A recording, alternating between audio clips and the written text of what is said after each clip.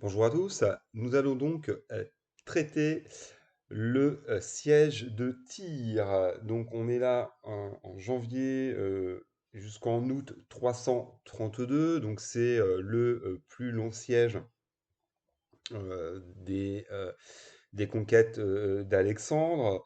C'est voilà, le siège d'une cité phénicienne. Attention, hein, ce n'est pas des Perses, hein, sachant que la Phénicie était une satrapie achéménide, hein, mais ce sont pas des Perses, ce sont bien des Phéniciens, sachant que Tyr, hein, constitue sur la carte donc, au Liban actuel, est une place stratégique, hein, pour Alexandre, hein, afin de continuer sa marche vers l'Égypte, hein. Et on peut déjà noter qu'après 8 mois d'un très long siège, l'essentiel de la population survivante sera ou massacrée ou réduite à l'état d'esclave. Alors revenons sur le contexte. Alors déjà, on peut quand même présenter donc la cité de Tyr, hein, donc qui est évidemment avec Sidon l'une des principales cités phéniciennes, hein, sachant que ce sont bien sûr des Phéniciens qui ont fondé Carthage, hein, qu'on ne voit pas évidemment sur la carte, hein, qui est en Tunisie actuelle. Et donc à l'époque, la cité, donc très très riche, hein, compte environ 40 000 habitants, mais beaucoup de femmes et d'enfants ont été évacués à Carthage, hein, avant même l'arrivée des Macédoniens. Donc il y a deux, on verra sur une carte plus précisément, mais enfin voilà, il y a deux tirs. Il y a la vieille cité, hein, qui est sur le continent, et la ville nouvelle, hein, qui est bâtie sur une île, qui est tout de même à 3 kilomètres, hein, de la côte.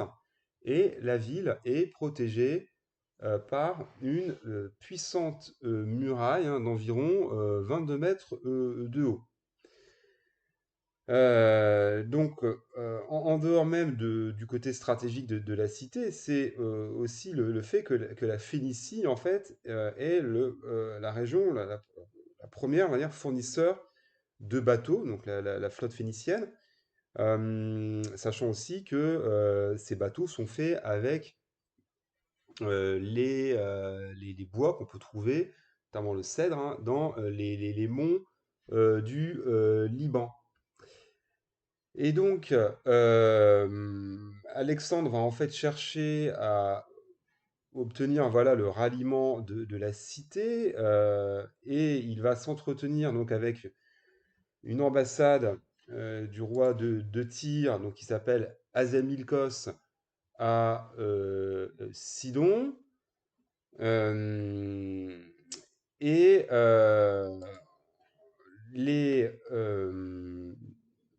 Tyriens, en fait, vont être un petit peu l'objet d'une forme d'ultimatum, parce qu'en fait, Alexandre prétend vouloir entrer dans la cité pour, en fait, euh, honorer Héraclès, hein, qu'on assimile en fait au dieu phénicien Melkart, hein, qui est donc le dieu tutélaire de la cité.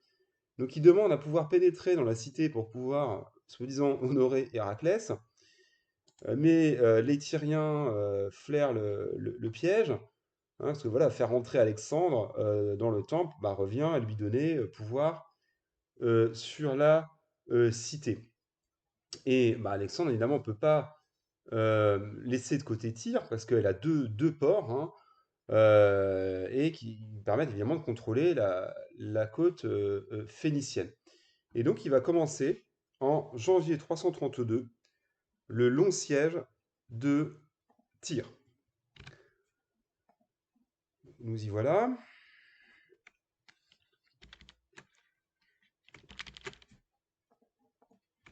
Donc, euh, comme je l'avais dit, hein, il y a la vieille cité de Tyr qui est sur le continent et la nouvelle cité de Tyr qui est bâtie sur une île qui est à 3 km, hein, du continent.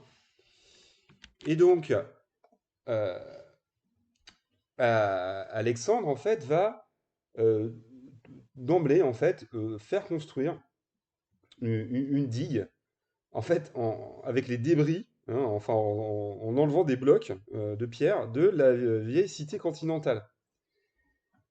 Et les difficultés, voilà, s'accroissent, quoi. La digue atteint des eaux profondes, hein, sachant que les Tyriens effectuent des raids meurtriers, donc pour empêcher les travaux de cette digue, hein, avec des navires brûlot et même des plongeurs. Sachant aussi que les Tyriens ont une flotte de 80 navires de guerre. Et après d'ailleurs plusieurs assauts, hein, la flotte d'Alexandre parvient à chasser en fait la flotte des Perses, hein, qui cherchaient à aider la cité.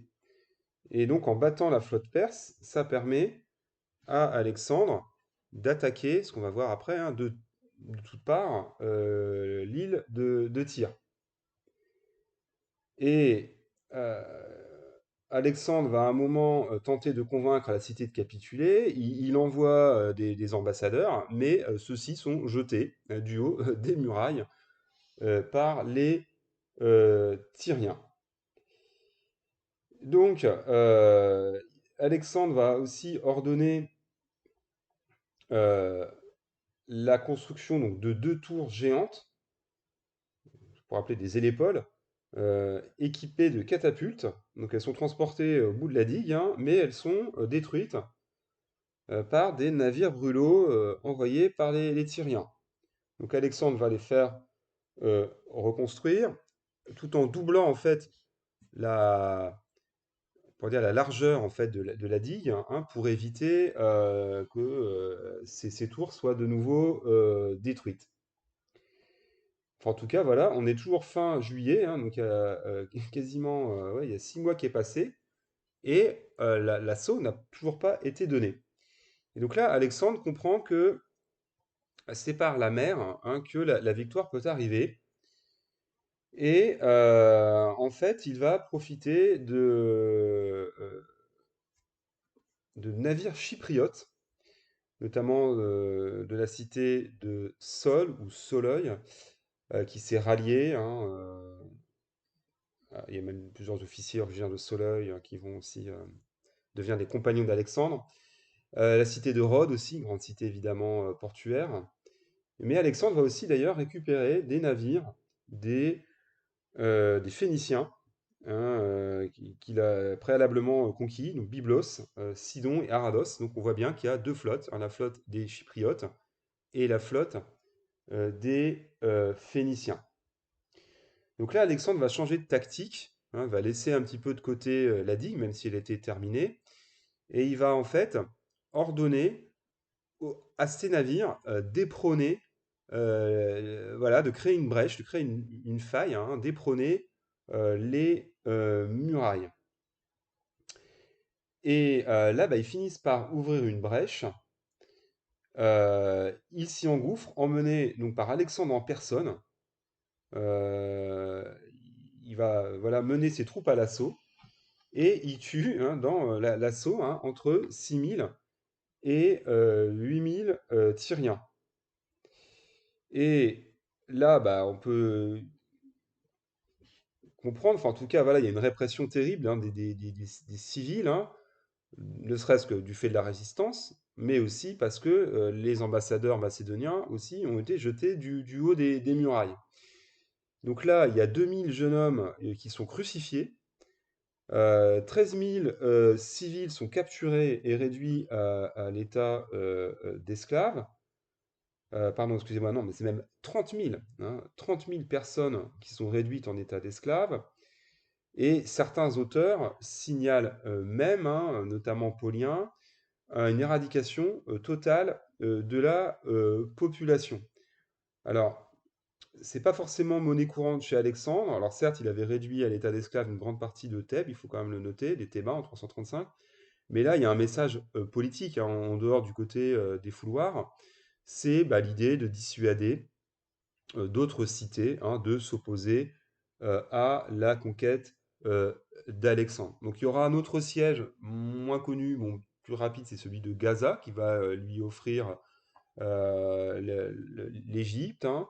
Il y aura d'autres sièges aussi dont je parlerai, bon, moins importants, mais voilà, je ferai une seule et même vidéo pour évoquer les autres grands sièges. Donc en tout cas, voilà, ce siège est resté dans la postérité et montre aussi qu'Alexandre mérite, hein, le titre de poliorcète, hein, de preneur de ville. C'est pas simplement un grand stratège de la bataille rangée, on a parfois tendance à l'oublier, mais on peut rappeler déjà la prise, hein, de Thèbes, hein, mais Alexandre est aussi un grand preneur de ville. Voilà, je vous remercie, je vous dis à bientôt.